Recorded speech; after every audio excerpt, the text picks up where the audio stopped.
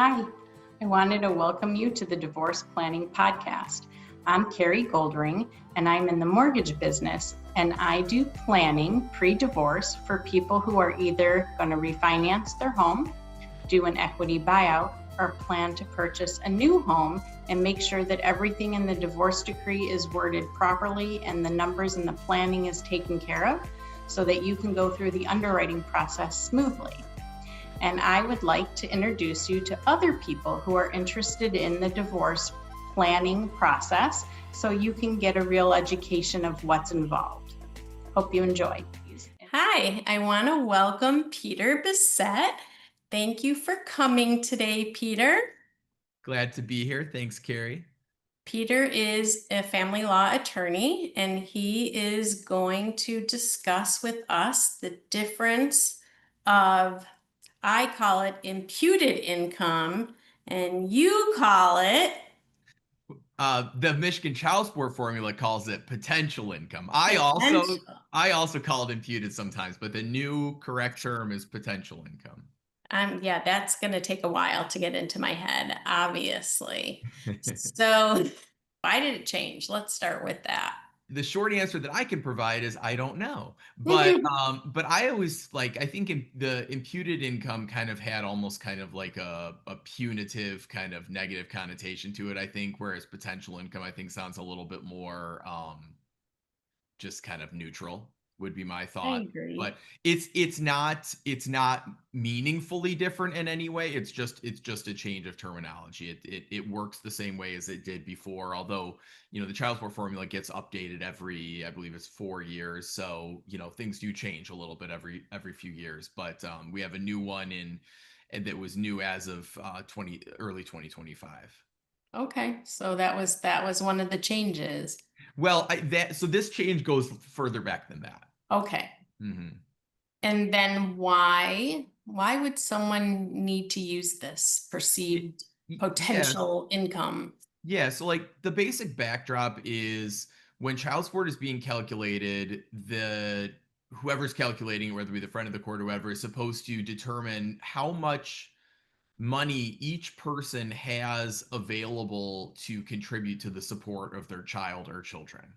Okay. And that does and so normally that means just kind of like what is their take home after, let's imagine they're a W-2 employee, what's their take home or whatever. But um there is a provision, it's 2.10G in the Michigan child support formula for those following along at home, and that's potential income, which basically says if a parent is voluntarily unemployed or underemployed or has an unexercised ability to earn, then included in their income for purposes of the calculation should be potential income. So it's basically income that the person could be earning but isn't earning. So the classic example is somebody might think they're real smart and if their spouse is trying to get or their ex-spouse, let's say, is trying to get child support from them. They say, well, I'll just quit my job and then my income will show up as zero and then she won't get anything from me.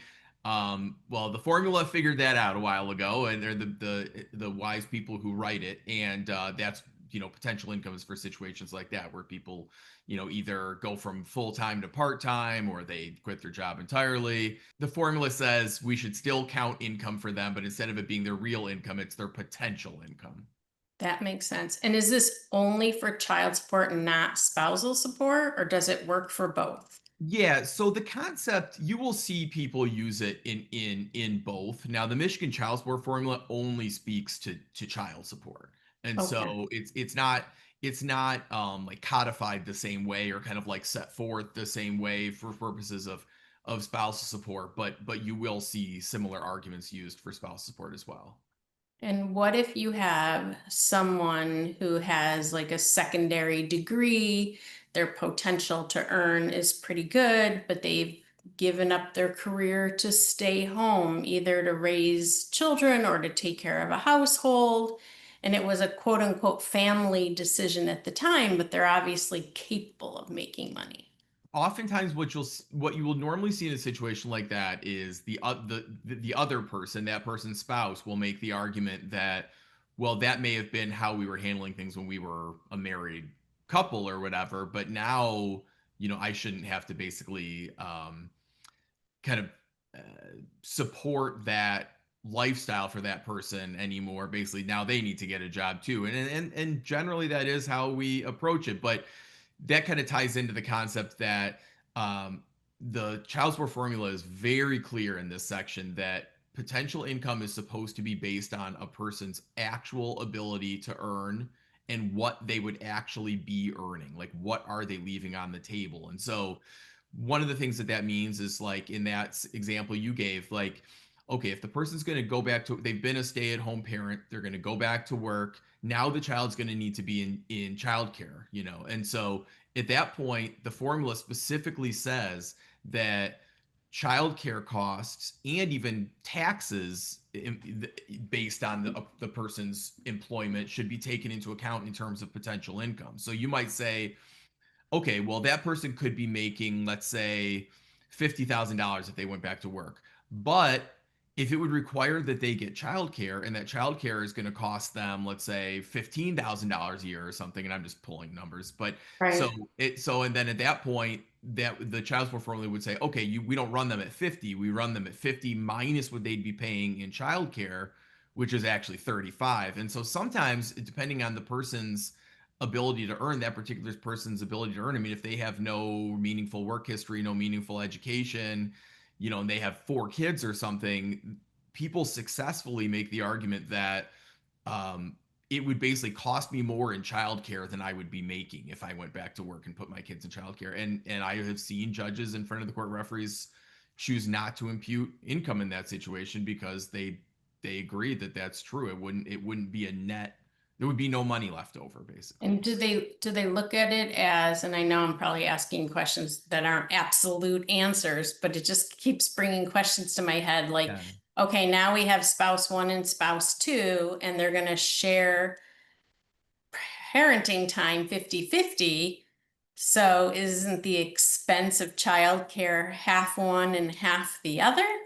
But it doesn't get Um, that like that? That's almost right. So basically the way the child support formula works is the child care that's being paid by either party out of pocket gets attributed to them in the formula as an out of pocket expense. And then what the formula does is it then apportions it according to relative incomes.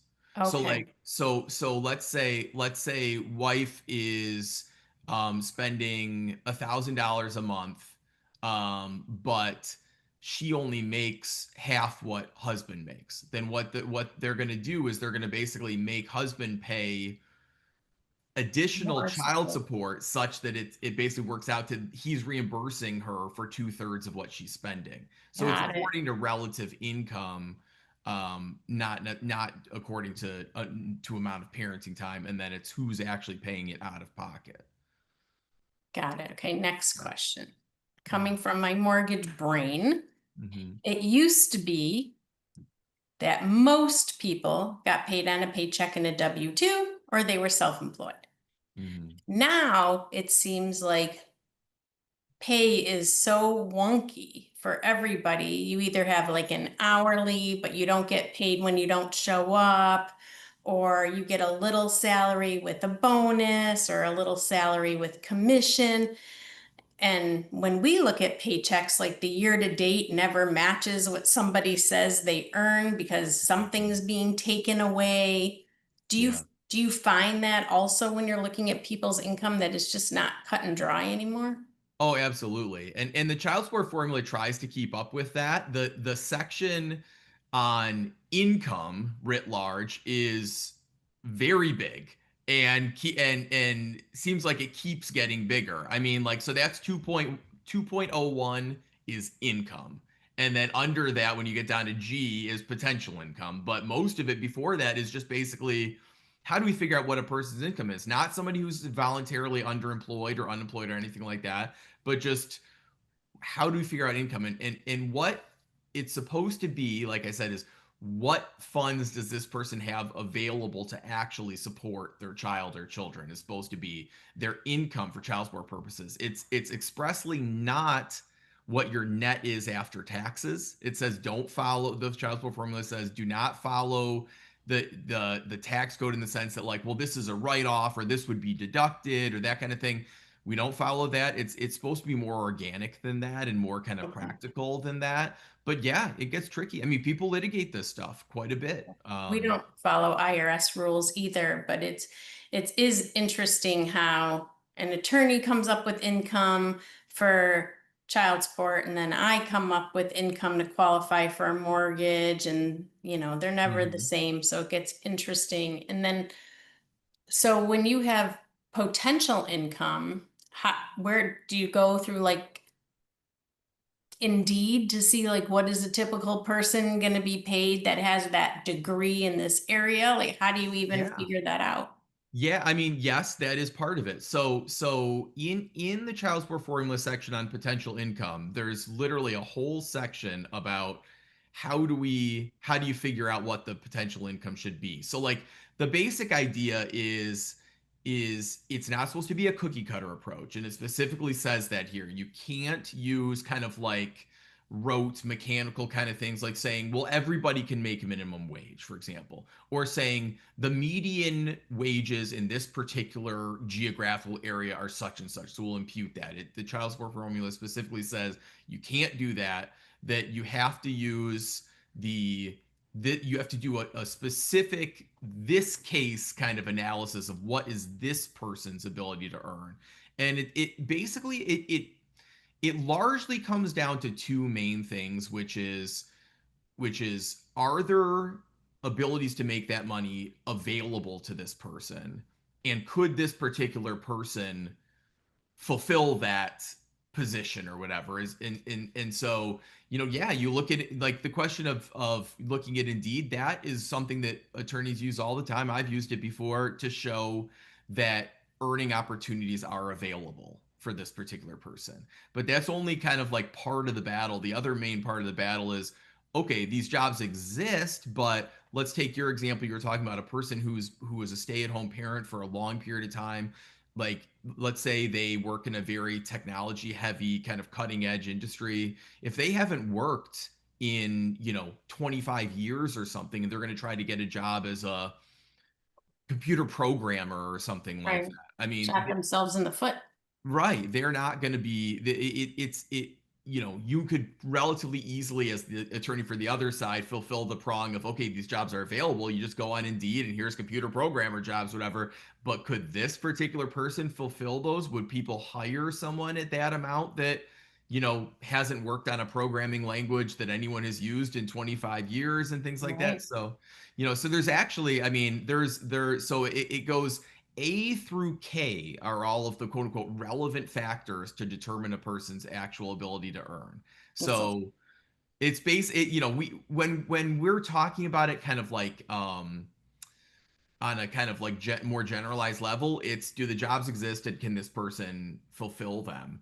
But when you look at it, it's all sorts of stuff. It's diligence exercised in seeking appropriate employment. So like, has this person been looking? If they can, oftentimes I'll have clients bring in a spreadsheet of the places that they've applied, and the answers that they've gotten, because that can be a really good, if I'm representing the person who's trying to have potential income, applied to that the other person is trying to apply to them. Because I mean, it's hard for the other side to make an argument that, hey, this person should have a job like this, if it's like, look, I'm trying. I mean, here's my spreadsheet, here's all the places I've applied. And so it gets very nitty gritty. I bet. I was thinking about that because I know it seems like there's a lot of jobs out there, but people I know that are job hunting say that they just never hear back. Yeah. So you could have a Sure. 1,000 people applying for 2 jobs. Sure. Yeah. I mean, just because you find something on Indeed doesn't necessarily mean that that you could give the person, 2 weeks to go ahead and grab that job and 100% sure they're going to get it or something. I mean, Right. it's not that easy. Um, Another interesting part about the potential income that I run into sometimes is you are not supposed to impute overtime to a person. You're not supposed to impute a second job to a person. And so if a person is working a second job or working overtime, if they're actually doing it and making that money, then you do include that as income. So when you run the calculation, you're going to run that person with their overtime, but they have the choice to stop working that overtime or stop working that second job.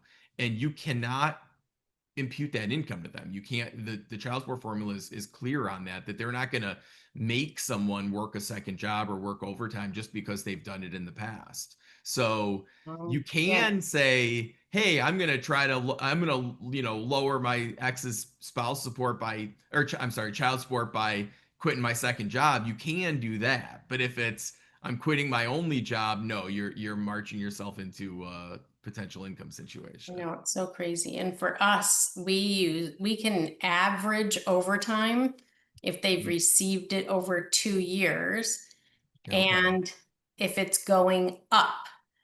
But if their overtime is going down, then we only look at the last year.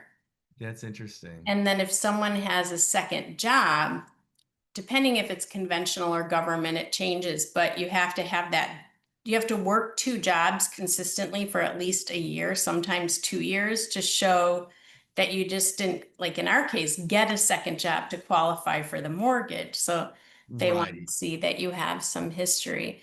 But we used to be able to get W-2s and pay stubs and figure out someone's income so regularly. And now we have several full-time people that all they do while people are house hunting or trying to get pre-approved is figure out what income we should use to qualify them before they even buy something. And we never had to do stuff like that before. Yeah.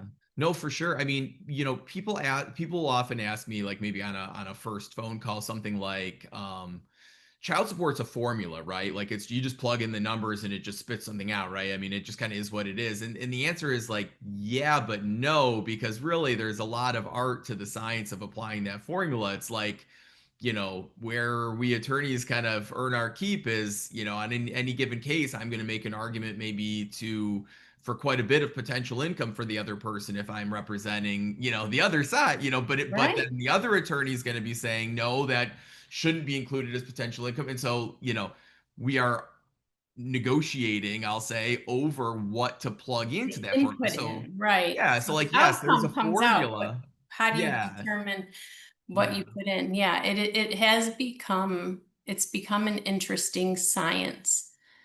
Mhm.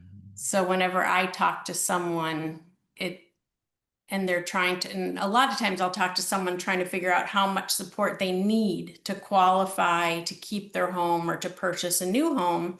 And Mhm. then obviously at the very beginning, we start guessing, right? And Mhm. then as you guys negotiate, that number changes.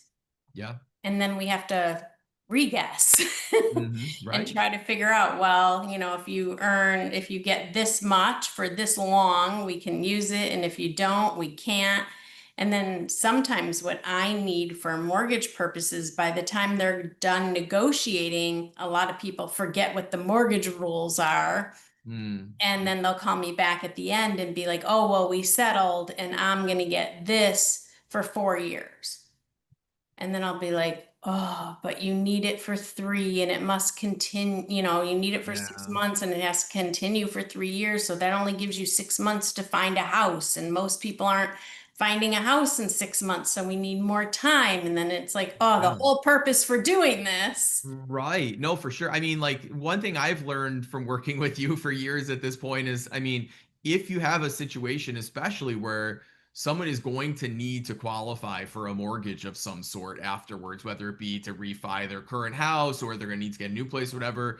I mean, you really almost have to have someone like you involved in that. I mean, I think because exactly you could waltz into a situation like that where like if I know I have to get 3 years or whatever, then great, I can finagle certain things. Okay, so maybe we'll make it a longer term, but maybe a little bit less of a, monthly payment, or something like that. If I know what I'm shooting for in negotiations, I can do it. But if I have no idea what I need it to look like at the end, it would be very easy for me to, negotiate a settlement with another attorney where we just kind of like miss the mark on what we were going to need. And then, I mean, that it has very real consequences. I mean, normally what we'll do in our, if we're figuring out a settlement where, let's say, wife is going to refinance the home to get it out of husband's name within 90 days or something. Well, the other part of that provision is almost always if she fails to get it out of his name in 90 days, then it has to be immediately sold,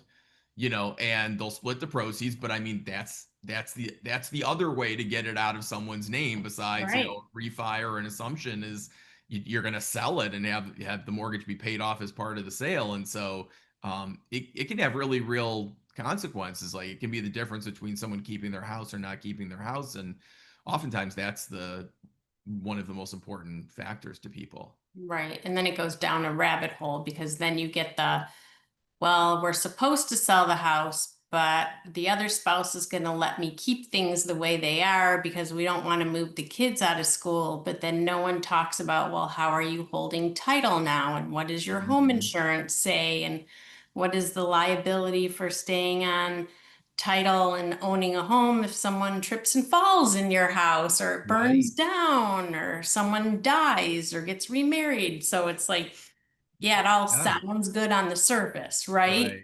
Well, there's so many people that have really good interest rates from mortgages that they got several years ago that are very good compared to what they get today. And so, I mean, I'm seeing, exponentially more situations where people are trying to work out ways that they can stay in the house for longer, sell it when the kids, graduate elementary school or something like that, which is Right. 3 years down the road. Or, I mean, it used to be very simple for us to say, you'll just refi within 60 days after the, whatever. But it has become so different now with the way that the mortgage rates have changed relative to how they were when a lot of people got their mortgages. It's totally different. Nobody wants to lose their mortgage, right? No one wants to lose the mortgage. And then what some people don't think about, and then they have this revelation once we run numbers, is they got these loans a long time ago, so they owe a lot less. Mm-hmm. And then when we do a new mortgage, it's back usually to 30 years. Mm-hmm. And the interest rate is higher, but sometimes the payment isn't that different.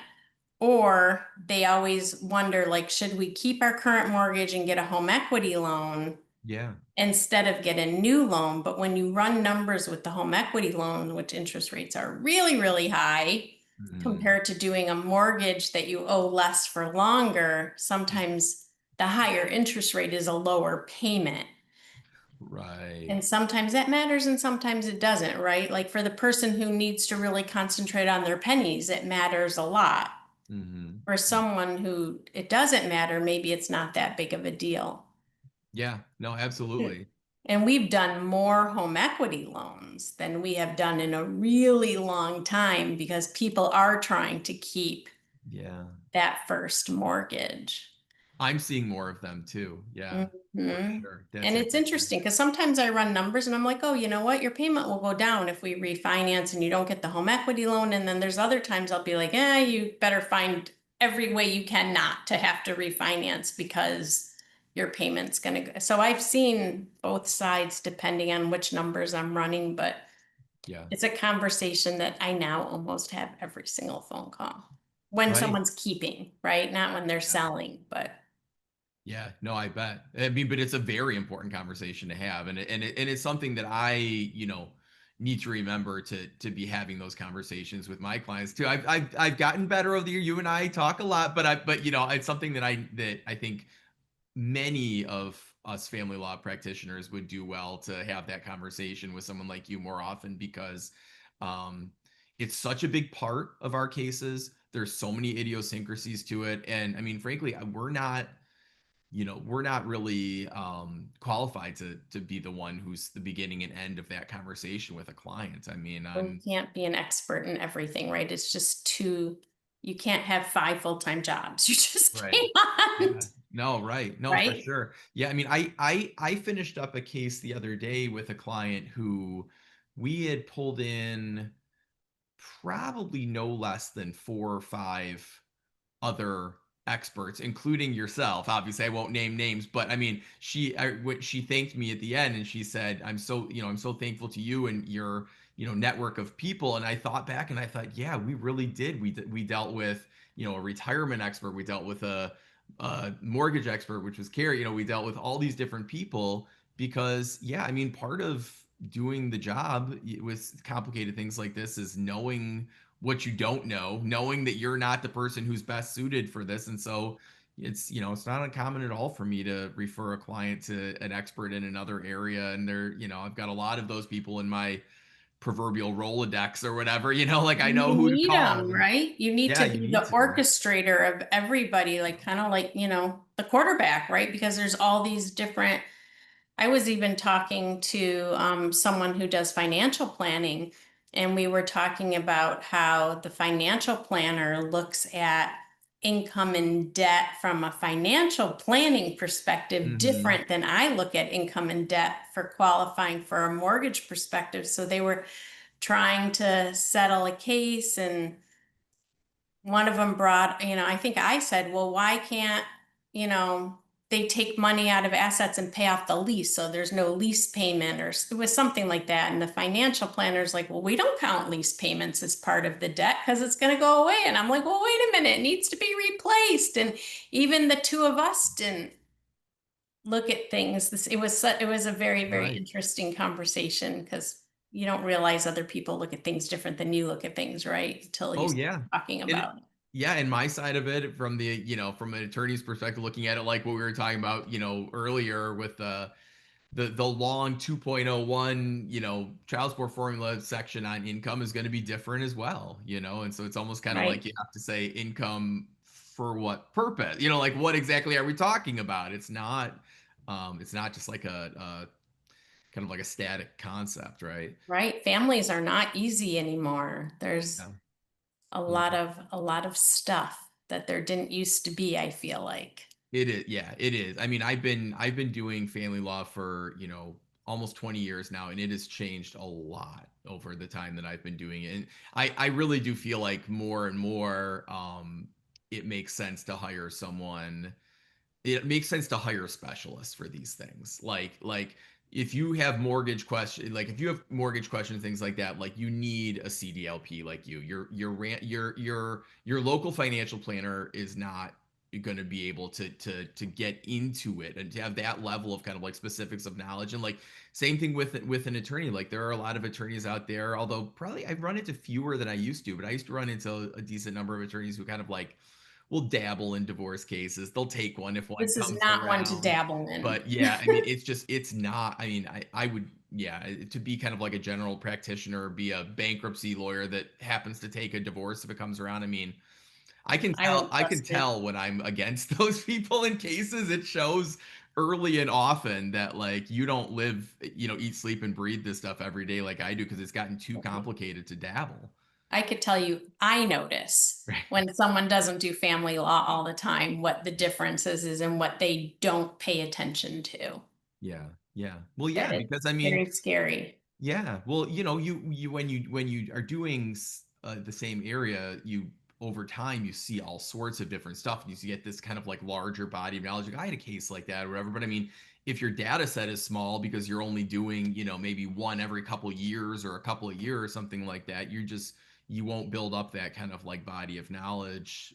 That's a good point, because that's even like mortgage people who are like, I do divorce people. And it's like, well, yeah, you can lend to people going through divorce, but you don't know the level of Mm. all the talking points to make sure someone's really paying attention to everything they need to pay attention to. Yeah, And in exactly. the end, does it usually work out? Sometimes, Sometimes. but the ones that don't, you don't want to be a part of them if we're Yeah. just somebody giving advice that, like, the bankruptcy attorney doing family law, that would not be good. Plus, I mean, life is just like this, but I mean, you never know what it would have been like if you went a different direction. Like you only know what your path looks like. So sure, you hire the bankruptcy lawyer and they get you through and you get divorced, you feel reasonably okay about it, but like you will never know what it would have What been you like missed. right. And so, it's just I guess the takeaway from that is, you want to try to set yourself up for success as best as you can and not kind of figure, this will be good enough because Right. it's a complicated world now, and so you want to kind of like give yourself the best shot. And I mean, that's kind of like what people like you and me have tried to put ourselves in a position to be, where like people will get their kind of like their best shot from going with someone like us who has that area of expertise, Right. knowledge and stuff. Definitely you get your money's worth. That is true. Yeah. That is very true.